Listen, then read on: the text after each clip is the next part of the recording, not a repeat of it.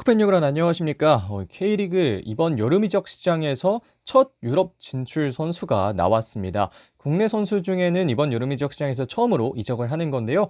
그 주인공은 바로 K리그2의 경남FC 소속 이강희 선수입니다. 이강희 선수는 오스트리아 빈으로 이적을 하게 됐는데요. 바이아웃인 50만 달러가 지불됐고 이강희 선수는 오스트리아 빈과 4년 계약을 체결했습니다. 과연 어떤 과정을 거쳐서 어떻게 활용될 것이고 어떻게 예상이 되는지 지금부터 한번 알아보도록 하겠습니다. 이강희 선수의 유럽 이적을 좀 간단하게 정리를 해보겠습니다. 이강희 선수는 오스트리아의 FK 오스트리아 빈으로 이적을 하게 됐고요. 이강희 선수의 커리어를 좀 돌아보겠습니다. 첫 번째로 쉽지 않았던 초창기를 생각할 수 있겠는데 이 신평고등학교를 졸업하고 수원 삼성으로 이적을 했습니다. 다만 2년 동안 2경기 출전에 그치면서 부산에 또 임대를 갔다 오기도 했었는데요. 이강희 선수의 커리어를 바꿔놓은 건 또 경남으로의 임대 이적이었습니다. 2023년 시즌을 앞두고 K2 경남에 합류했던 이강희 선수는 경남에서 정말 없어서는 안 될 자원이 되면서 같은 해 7월 완전 이적을 하게 됐습니다. 이강희 선수는 미드필더, 센터백 정말 다양한 포지션을 소화할 수 있는 선수였기 때문에 경남에게는 상당히 중요한 자원 중 한 명이었는데요. 올해에는 경남 중원의 핵심으로 활약했습니다. 부주장단에도 합류를 했고 경고 누적으로 인한 징계를 제외하면 전경기 출전을 하면서 경남에서는 더욱더 핵심으로 자리를 했었는데요. 2001년생으로 연령배 대표팀에도 뛰었던 이강희 선수에게 오스트리아 빈이 또 관심을 갖게 됐고 이전에도 메이저리그 사커나 이런 구단들이 관심이 있었습니다만 이번에 오스트리아 빈이 이강희 선수에게 해당하는 바이아웃 50만 달러 약 7억 원을 또 지불하면서 이강희 선수가 오스트리아 빈으로 이적을 하게 됐습니다. 다만 이 오스트리아 빈이 그리고 오스트리아 리그가 어떤 곳인지에 대해서는 아직 거리감이 좀 있는 분들이 있으실 거라고 생각합니다. 아무래도 접근성이 좀 떨어지기도 하고요. 그래서 간단하게 좀 정리를 해봤습니다. 오스트리아 빈 같은 경우에는 2024-2025 시즌 오스트리아 분데스리가에서는 3위를 차지했고요. 컵대회는 4강 진출했고 컨퍼런스에서는 예선 탈락을 했습니다. 슈테판 헬른 감독이 이끌고 있는데 이 감독은 대부분 또 오스트리아에서 감독 커리어를 쌓았던 감독이고 포메이션은 3-4-3 내지는 3-5-2를 기용을 하고 있습니다. 오스트리아 빈이 한국 선수를 보유했던 경력은 바로 현재 울산에서 뛰고 있는 이진현 선수인데요. 이진현 선수는 포항에서 한 시즌간 임대를 떠났었습니다. 2017-2018 시즌에 총 18경기 나서서 1개의 득점을 기록했고요. 총 1000분 정도를 뛰었기 때문에 꽤나 또 중요한 자원이었다고도 볼 수 있겠는데 이런 오스트리아 빈이 소속되어 있는 오스트리아 분데스리가는 클럽 월드컵에도 참가했던 이 잘츠부르크 소속이 된 리그고요.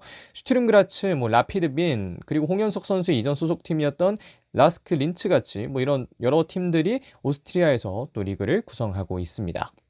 이번 이적과 관련돼서 선수 인터뷰를 좀 보겠습니다. 제가 직접 인터뷰를 좀 하고 싶었는데 아무래도 좀 이강희 선수가 바쁜 것도 있고 해서 대표 기사로 나왔던 것을 좀 요약을 해봤는데요. 이강희 선수는 어릴 때부터 꿈꿔온 유럽 무대에 진출하게 되어 기쁘다. 첫 번째 목표는 팀에 빠르게 적응하고 출전 시간을 얻는 것이며 유럽의 생활에 적응하고 프로페셔널하게 뛰기 위해 노력하겠다고 이야기를 했습니다. 유럽 축구의 전술, 피지컬, 속도를 따라가고 싶다는 이야기도 했고요. 협력을 통해서 전술적으로 더 나은 선수로서 자리 잡겠다라는 이야기를 하면서 또 유럽 진출에 대한 포부를 구단과 인터뷰에서 밝혔습니다. 이어서 디렉터의 인터뷰도 좀 보겠는데요. 마누엘 오트레어너 디렉터입니다. 또 이 오스트리아 빈에서 뛰었던 선수 출신이기도 한데요.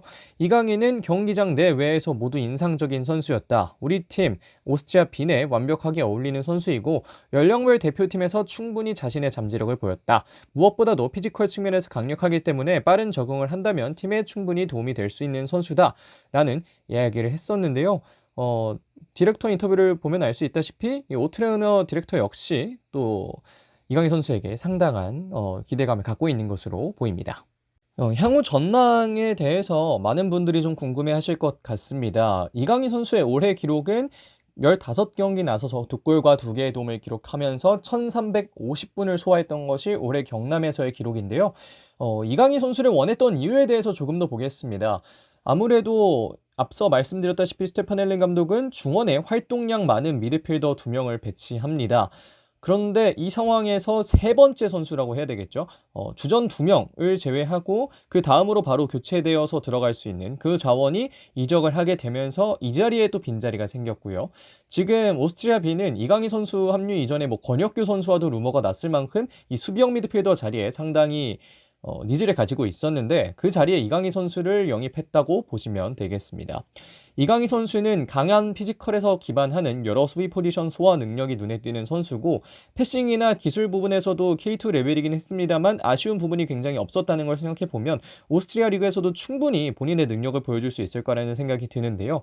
개인적으로는 세 번째 미드필더라면 충분한 출전 시간을 가질 수도 있고 그 안에서 경쟁력을 증명해낸다면 세 번째가 아니라 주전으로도 자리를 잡을 수 있기 때문에 본인의 능력을 조금 더 보여줬으면 하는 바람이 있습니다. 특히 이 연령별 대표팀에서도 뛸 정도로 동나이대에서는 인정을 받았던 미드필더이기 때문에 어린 자원으로서 또 오스트리아 빈에서 자리를 잡고 좋은 경기력을 보여줬으면 하는 바람이 있습니다. 오스트리아 빈의 2015-2026 시즌을 마지막으로 좀 보여드리면서 영상 마무리를 향해 달려가 보겠습니다. 프리시즌이 시작된 시점은 6월 23일, 또 현지 시간으로 6월 23일이었으니까 이미 또 프리시즌이 시작됐다고 볼 수 있겠습니다. 이강인 선수가 출국을 한 시점이 프리시즌 시작 시점과 거의 비슷하기 때문에 아마 그래도 선수들과는 어느 정도 좀 면면을 아는 상태로 들어가게 되지 않았을까 생각이 드는데요. 이렇게 프리시즌을 보내다가 컨퍼런스 리그 2차 예선부터 공식 경기가 시작됩니다. 7월 24일, 7월 31일에 각각 한 경기씩 해서 총 2경기가 펼쳐질 예정이고요. 스파이리 트빌리시, 조지아 2부 팀이지만 컵대회 우승을 하면서 또 왔던 스파이리 트빌리시와 컨퍼런스 리그를 2차 예선을 하고요. 오스트리아 컵대회는 7월 25일에 경기가 있을 예정입니다. 아무래도 센터백이나 수비형 미드필더를 모두 볼 수 있는 선수를 찾던 구단이기 때문에 어떤 방향이어도 출전 방법을 좀 찾아낸다면 충분히 이강인 선수가 기용될 수 있는 방향은 많지 않을까 생각됩니다. 자, 여기까지 이강인 선수의 오스트리아 빈 이적에 대해서 이야기를 드렸습니다. 아무래도 K리그 1을 많은 분들이 주로 보시고 K2에는 상대적으로 관심이 좀 덜 하기 때문에 이강인 선수에 대해 아실 분들이 많지는 않을 거라고 생각을 하고 저도 이강인 선수에 대해 온전히 많은 것을 알고 있다고 말씀드리기에는 그렇게 당당하게 말씀드릴 수는 없습니다. 하지만 이강인 선수를 그래도 어느 정도 관심은 갖고 보던 선수였기 때문에 이야기를 조금이나마 드릴 수 있어서 다행이라는 생각을 하고요. 바이아웃까지도 지불을 했고 4년이라는 꽤 긴 계약 기간 동안 이강인 선수가 나가 있는 만큼 오스트리아 빈에서 좋은 능력 보여주고 또 앞으로 대표팀이나 여러 레벨에서도 충분히 또 통할 수 있는 선수라는 걸 증명해 줬으면 하는 바람이 있습니다. 이번 여름 이적 시장에 유럽으로 떠나는 또 첫 K리그 선수인 만큼 더더욱 기대를 해보도록 하겠고요. 그러면 이번 영상 여기서 마무리를 하도록 하겠습니다. 고맙습니다.